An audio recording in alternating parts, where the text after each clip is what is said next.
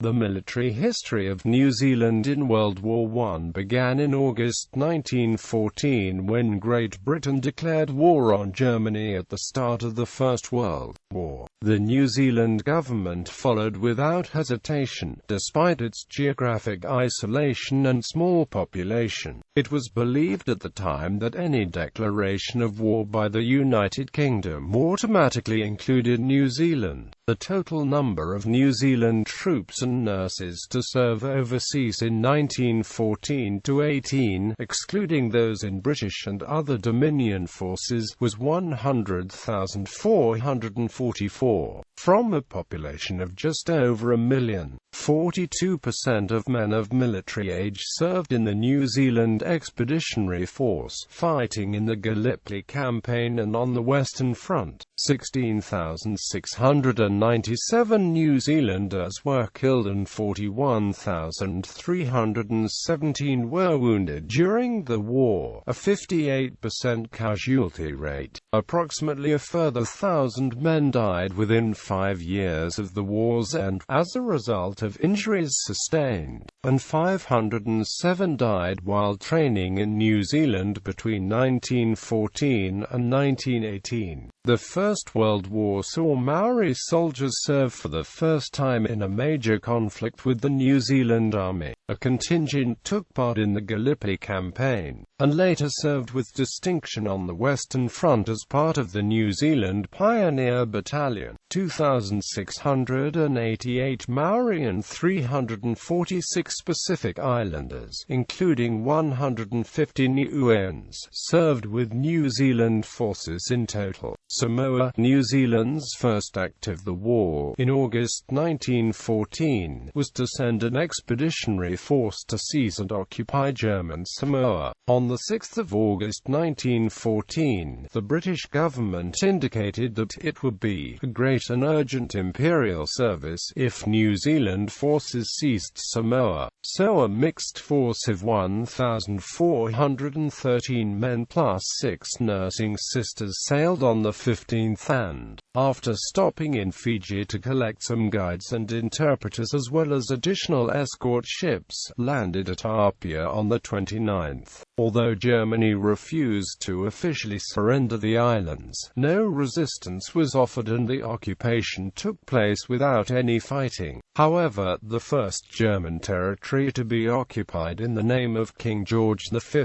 was not German Samoa but Togoland in West Africa 4 days earlier. Interestingly, this action was supported and covered by the Japanese Navy. Middle East. Training in Egypt as early as October 1914, the New Zealand Expeditionary Force sailed from Wellington. Diverted from their original destination in Europe, the New Zealanders were landed in Egypt, where they helped repulse a Turkish attack on the Suez Canal in February 1915. The New Zealand volunteer soldiers remained encamped in Egypt, alongside their Australian comrades, undergoing training prior to being sent to France. Gallipoli, Turkey. On 25 April 1915, as part of the New Zealand and Australian Division, the New Zealanders landed at Anzac Cove on the Gallipoli Peninsula, and fought in the Gallipoli Campaign under the command of British General Alexander Godley. The combined British Empire and French operation was mounted in order to eventually capture the Ottoman capital of Constantinople. Because of a navigational error, the Anzacs came ashore about a mile north of the intended landing point in their initial landing. Instead of facing the expected beach and gentle slope, they found themselves at the bottom of steep cliffs, offering the few Turkish defenders an ideal defensive position. Establishing a foothold, the Anzacs found an advance to be impossible. On 30 April 1915, when the first news of the landing reached New Zealand, a half-day holiday was declared and impromptu services were held. The origin of the commemorative public holiday, Anzac Day, recognized by New Zealand and Australia and held each year on 25 April. Evacuation from Gallipoli. Despite the blunder at Anzac Cove, the New Zealand soldiers fought valiantly throughout the campaign, but it was a failed venture overall. The estimated casualties on both sides were 392,000, of whom 131,000 were killed, with New Zealand casualties of 2,721 dead and 4,852 wounded. The Allied forces eventually evacuated in December 1915 and early January 1916. The significance of the Gallipoli Campaign was strongly felt in New Zealand, where it was the first great conflict experienced by the fledgling nation. Before Gallipoli, the citizens of New Zealand were confident of the superiority of the British Empire and were proud and eager to offer their service. The campaign in Gallipoli shook that confidence. The New Zealand Rifle Brigade had meanwhile reached Egypt in November 1915 and was sent into the Egyptian desert to help defeat a Senussi invasion from Libya. The 1st Battalion fought two brisk but inexpensive actions southwest of Matruh as part of a mixed force, one on Christmas Day, the other on the 23rd of January 1916. Both were successful and broke the back of the invasion. In mid-February, the 1st Battalion rejoined the rest of the brigade at Moascar in the Suez Canal area. Palestine Campaign. In Egypt, the New Zealand Expeditionary Force was reorganized into the New Zealand Mounted Brigade and the New Zealand Division. Reinforcements from New Zealand replaced the Australian component of the division, which embarked for France in April 1916. The New Zealand Mounted Brigade, 147 officers and 2,897 other ranks, remained in Egypt as part of the Anzac Mounted Division. In April 1916, it was deployed to the Sinai Peninsula, where it took part in the ultimately successful Sinai and Palestine campaign against the Turks. New Zealanders fought in most of the battles leading up to the fall of Jerusalem and the defeat of the Ottoman army, and were praised for the fighting alongside their Australian and British comrades. In 1919, Field Marshal Sir Edmund Allenby said this of the New Zealand soldiers in the Sinai campaign: "Nothing daunted these intrepid fighters. To them nothing was impossible." A total of 17,723 New Zealanders served in this campaign, and New Zealand casualties were 640 killed in action and 1,146 wounded. Training in England. While in England, either freshly arrived from New Zealand or having already served at Gallipoli and awaiting transfer to the Western Front, New Zealand troops were stationed at Sling Camp, an annex of Bulford Camp in Wiltshire. The troops who were still stationed at the camp at the end of the war created the giant chalk kiwi known as the Bulford Kiwi whilst waiting to be repatriated. Western Front. In France, the New Zealand Division settled in on the stalemated Western Front, and the first major trial was during the Battle of the Somme. It took part in the 4th Army's attack on the 15th of September, under the command of the British 15th Corps. By the time they were relieved on the 4th of October, the New Zealanders had advanced 3 kilometers and captured 8 kilometers of enemy front line. 7,048 had become casualties, of whom 1,560 were killed. In June 1917, the New Zealand Division further distinguished itself in the storming of Messines Ridge and the capture of the village of Messines. On the 7th of June, after the detonation of nearly 500 tons of explosives in huge mines on both sides of the New Zealand sector, the 2nd and 3rd Brigades scrambled scrambled over the top, in and out of shell holes, and up the battered slopes, carrying the German front line and supports. They were soon into the ruined village. The 1st Brigade passed through, helped on the left by a solitary tank, to the final objective. With prisoners and booty including many guns, it was a striking success at no great cost, but the German artillery revived, and by the time the division was relieved on 9 and 10 June it had lost 3,700 men, evenly distributed between the 3 brigades. The New Zealand Division's next major engagement was at Passchendaele in October 1917.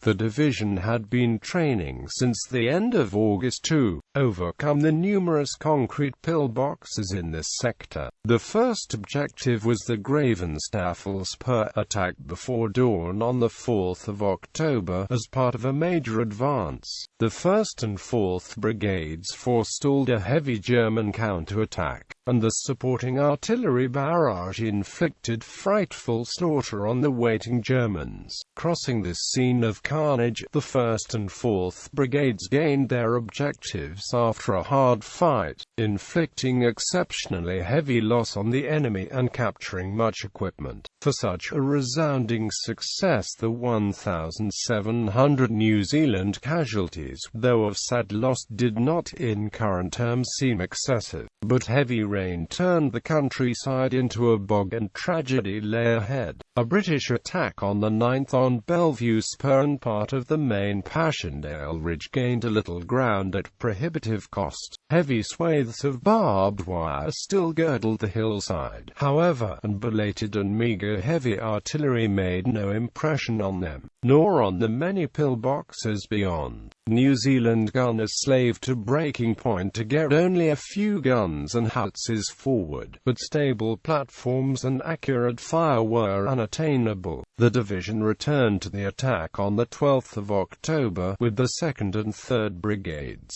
There was little to encourage the men as they waited overnight in a morass under steady rain. Shelled in their assembly area, some were shelled again by their own guns when the thin barrage opened at 5:25 a.m., and then they led off into a deluge of small arms fire, speckled with geyser-like eruptions as shells exploded in the mud. Worst of all was the wire, covered with deadly fire, its few gaps deliberate death traps. Some men tried to crawl under it, some threw themselves at it. 2 got right through and were killed in the act of hurling grenades at the loopholes of the nearest pillbox. The left gained 500 yards of slippery slope, the center 200 heartbreaking yards. The right nothing until the 80-odd occupants of 2 blockhouses and a trench used up all their ammunition. Then they were captured, blockhouses and all, by 2 brave and skillful men, sole survivors of 2 Otago platoons.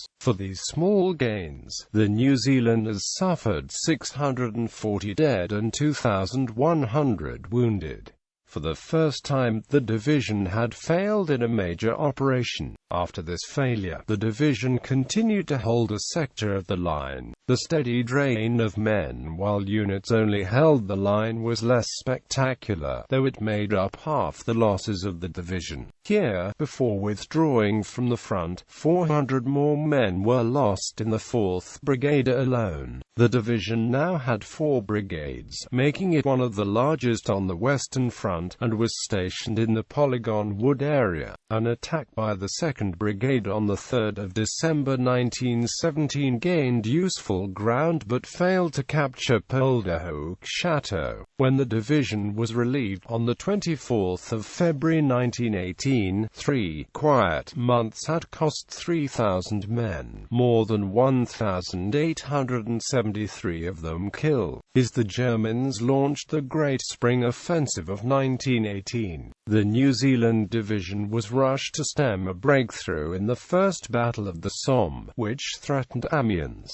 The gap was between the British 4th and 5th Corps in the Ancre Valley. After confused fighting, the New Zealanders eventually gained the upper hand and soon were counter-attacking advantageous land. stabilizing the British line. Later in the year, they excelled in the open country fighting that was brought about by the Allied counter-offensive. In the last action of the war, the division captured the ancient fortress town of Le Quesnoy in a daring assault on 4 November 1918. The day proved to be the division's most successful of the whole time on the Western Front as they pushed east and advanced 10 kilometers, capturing 2,000 German soldiers and 60 field guns. The town occupied a strategic position in northeastern France and had been held by the Germans since 1914. Although with no specific orders, indicating that the town need to be captured with any haste. The New Zealand soldiers were determined to, and just before midday the first New Zealand troops reached the outer walls and scaled them with ladders, propping the ladders against the precariously narrow inner walls. Sections of one New Zealand battalion ascended the walls and engaged in hand-to-hand fighting with fleeing German defenders. The few thousand-strong German garrison surrendered soon after New Zealand soldiers entered the town itself. The infantry were relieved on the eastern side of the forest at midnight on 5 to 6 November and the war ended 5 days later. The division left the Third Army on the 28th of November and marched through Belgium to entrain at the German frontier for Cologne and take up billets in neighboring towns as part of the Army of Occupation.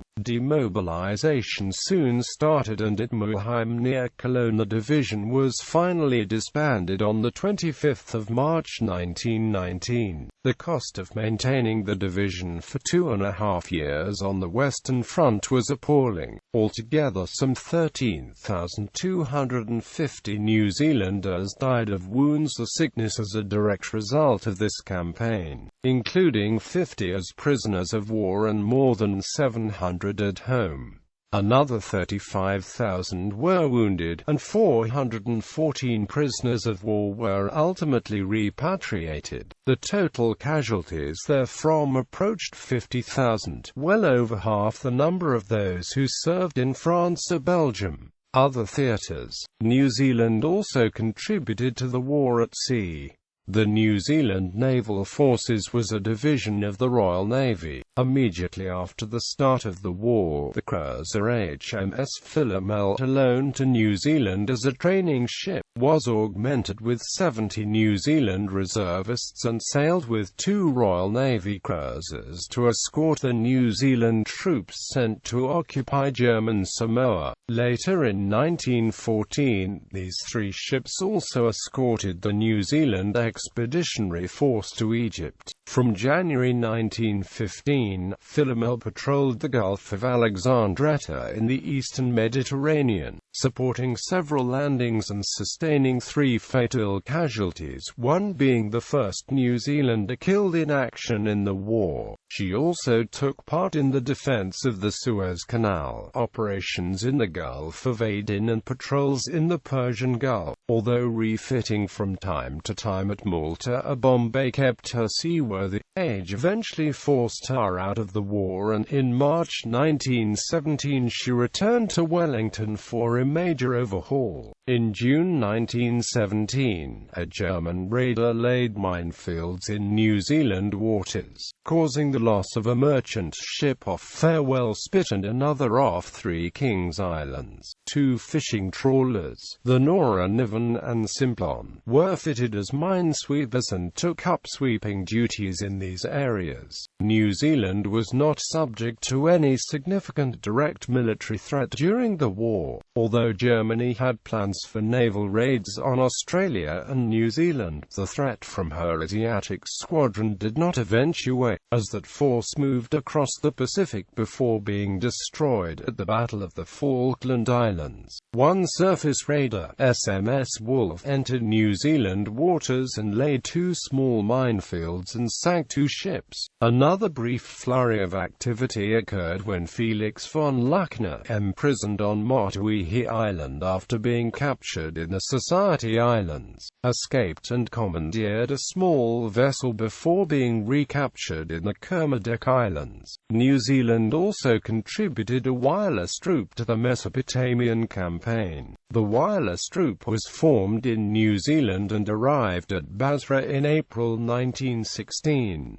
In Mesopotamia, the New Zealand troop was amalgamated with the 1st Australian Wireless Signal Squadron, forming C Wireless Troop of the Anzac Squadron. The troop was much affected by disease, but once in operation was attached to the cavalry division in the assault on Baghdad. The wireless troop was among the first batch of troops to enter the city on the 11th of March 1917. The wireless troop joined further operations in Mesopotamia and was then moved to Persia. In June 1917, the troop was redirected to France, where it was absorbed into the New Zealand Divisional Signal Company. New Zealand had no air force of her own during the First World War, but several hundred New Zealanders served with the Royal Flying Corps, the Royal Naval Air Service and the Royal Air Force.